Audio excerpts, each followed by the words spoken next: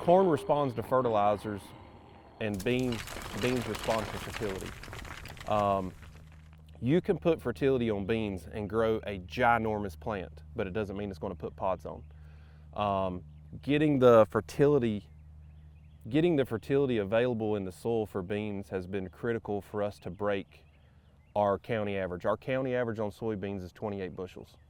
Our county average on corn last year was between 100 to 125 bushels on the USDA. You know, if you look at the root system on that soybean plant, you can actually start to see, can you see the nodules in your camera? There's two little nodules. Okay, yep. So if you have a nodule on that main taproot, it will produce almost 100 times more nitrogen to the plant than if it's on that lateral root. So resident rhizobia in the soil die when the soil temperature is over 85. They start to die off, and I'm not saying it's a mass extinction, but the population of rhizobia bacteria starts to die down at 85 degrees. Below freezing, they die down. If it's too wet or too dry, they can die. They're very fragile organisms. And everybody said, well, I planted beans here 10 years ago and had 9 corn crops. I don't need, to inoculate my seed. We inoculate every single legume that goes on our farm. It's cheap insurance. We want those nodules to be on that main taproot. And rhizobia are actually fairly immobile in the soil solution. So if you have rhizobia here in the middle of the row, it doesn't mean that that rhizobia is going to colonize all the way over to this soybean plant. If you have rhizobia right here, this is the area in which they're going to live in, and until that taproot grows over to here, you don't have that colonization of the roots with rhizobia.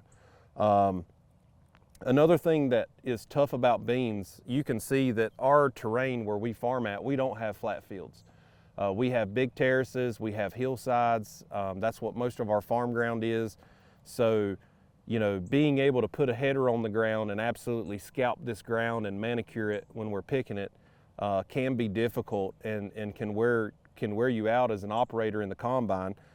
So one of the things that we started looking at is we put in about 3 gallons of 1137 and 3 gallons of 32% nitrogen, and we run that in our 2x2 program, because what we've seen on our farm is we don't see beans nodulate for about the first 3 to 4 weeks.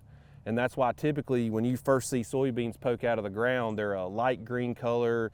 You've got a little bit of yellow on those first cotyledons, and they'll fall off. If you look at our plants here, our cotyledons don't turn yellow and they don't fall off. And by maintaining those leaves, I can't tell you if that's helping me or not, but that's capturing sunshine, which is helping build this plant. But I mean, most soybean fields you go to around here, you'll see these turn yellow and fall off fairly quickly. What we want to do is we want to give this soybean just a booster shot at the beginning of the season. 3 gallons of 1137 and 3 gallons of 32% does not cost us a lot of money, but it pays off big for us in 2 ways. One, this bean comes out of the ground, it's very healthy. We're actually building a little bit elongated lower stem. So right here at the first trifolia, that's going to be where my first soybean pod set. Well, if it was down here, look how much I have to pick that close to the ground. Most people around here, you're seeing them scalp the ground anywhere from 1 inch to 2 inches deep. Where now I can run that header a full 4, maybe 5 inches off the ground and still capture all of my bean pods, which means we're capturing all the yield at harvest time. And then the biggest thing we start looking at is where we're stacking nodes at. We want to stack nodes anywhere from about a 1/2 inch to 1 inch long. And we try to look at the timing of this soybean plant to where we want to start seeing R1 production as close to the summer solstice at the end of June that we can, which means that we're maximizing our daylight time as far as putting yield on.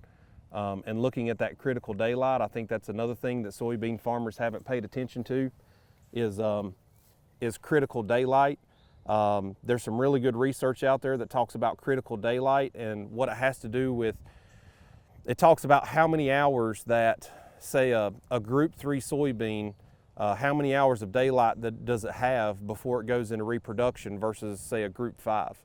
And for our area, you know, there's a lot of guys in the state that plant group 3s that really do try to push yield, but for our area, we don't have the rainfall to maintain that pod set. So we look at a really late group 4 to an early group 5 indeterminate soybean, and we look at that with our planting dates so that we can say we're going to start putting pods on the plant typically around the 1st of August, which is when we start picking up rainfall, which if we're having rainfall events when we're starting to set pods, that means that we're not aborting those pods. And if we maintain a higher pod count, that's one of the ways that we look at increasing our yield.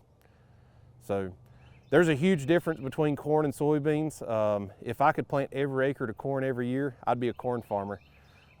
We joke around, we call soybeans peasant peas. You know, it's just one of those things that we have to have it in the rotation. It's good for the ground to have that rotation, but there's definitely a lot more management that goes into growing soybeans than it is for a corn plant.